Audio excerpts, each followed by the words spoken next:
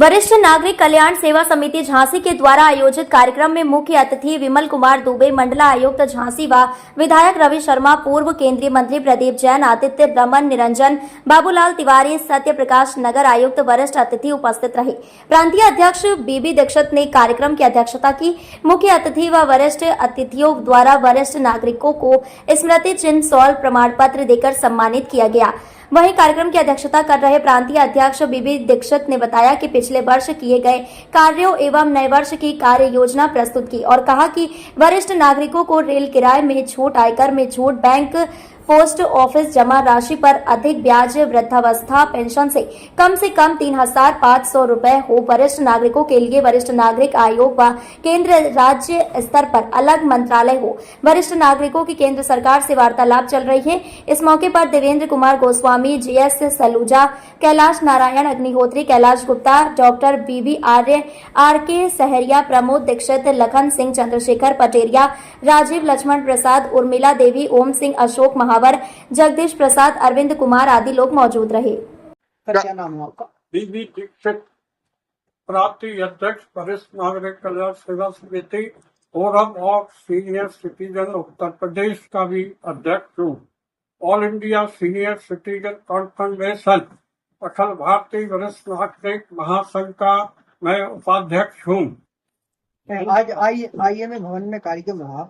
आज प्रथम आज 1 अक्टूबर 2024 को अंतर्राष्ट्रीय वरिष्ठ नागरिक महादिवस का आयोजन किया गया, जिसमें मंडल आयुक्त श्री विमल कुमार दुबे ISG के मुख्य अतिथि थे। सदर विधायक रवि शर्मा जी अतिथि थे, बाबूलाल तिवारी जी अतिथि थे, श्रीमती रमा निरंजन अतिथि थी और श्री प्रदीप जैन आदित्य पूर्व केंद्रीय मंत्री अतिथि थे।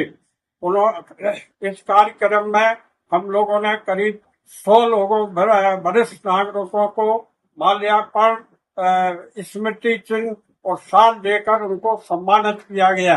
जो भी वयोवृद्ध वरिष्ठ नागरिक 80 साल से ऊपर थे, उन सभी का सम्मान मुख्य अतिथि द्वारा किया गया।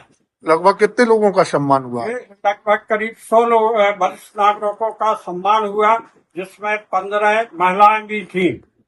लगभग इतनी बड़ी संख्या में लोग उपस्थित हुए। संदेश जाने वाला है कार्यक्रम को लेकर।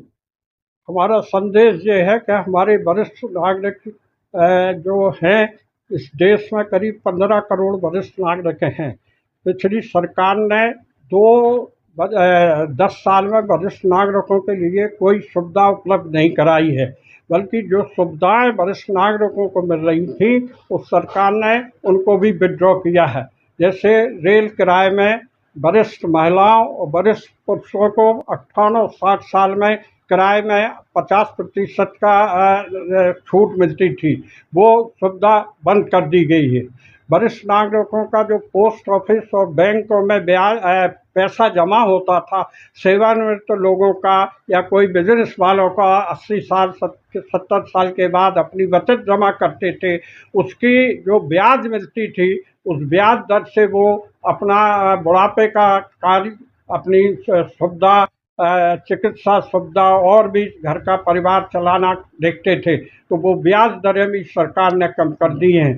तो हमारा सरकार को यही कहना है इस वरिष्ठ नागरिक दिवस में कि हमारे वृद्धों की समस्या को वो सही ढंग से लें, सही ढंग से उनका सुविधा उपलब्ध कराएं, क्योंकि 15 करोड़ वरिष्ठ नागरिक हैं। वो अगर नहीं करते हैं तो आगे हम लोगों को कोई उचित कदम उठाने के लिए ऑल इंडिया बेसिस पर कार्रवाई करना पड़ेगी।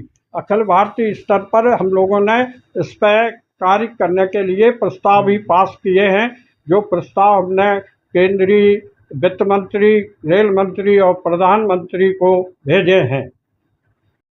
वरिष्ठ नागरिक कल्याण समिति झांसी में करीब 5000 सदस्य हैं। यहाँ पर पूरे जिले में हमारी 10 शाखाएं काम कर रही हैं। हमारे इस कार्यक्रम में करीब 400 वरिष्ठ नागरिक उपस्थित हुए हैं, जो स्थानीय लोग थे। इसमें कुछ बाहर के भी वरिष्ठ नागरिक आए थे, बड़ा गांव से आए, बरुआ सागर से आए, बबीना से आए, उन सबका भी हम लोगों ने सम्मान किया। जो भी बुजुर्ग बाहर से आए थे उनको भी सम्मानित किया गया।